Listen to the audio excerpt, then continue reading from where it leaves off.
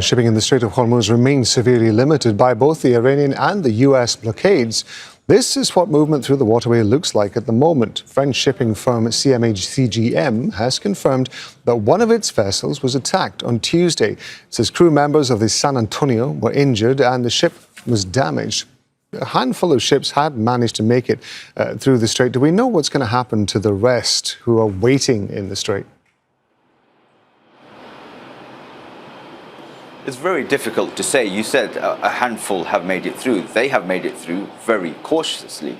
Now, companies are managing the risk. They're weighing up the risks, and many just don't want to send their tankers into effectively a potential conflict zone. Insurance prices have surged.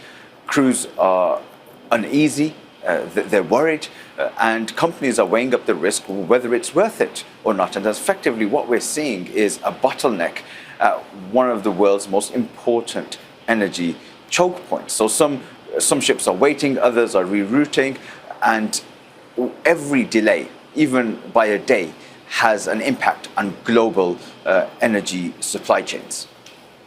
Just remind us the kind of pressures that the Gulf countries are facing if the strait continues to be closed, Asad.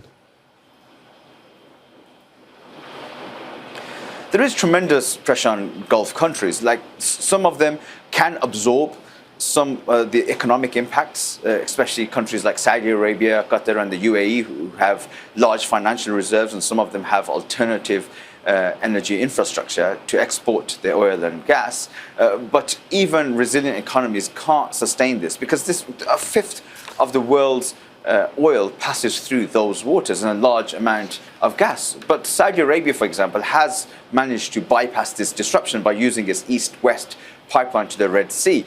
And because of the increase in oil prices, they've actually seen their weekly oil revenue increase by around 10% compared to pre-war levels. Oman, for example, who has its export terminals outside of the strait, well, they've seen their revenues surge.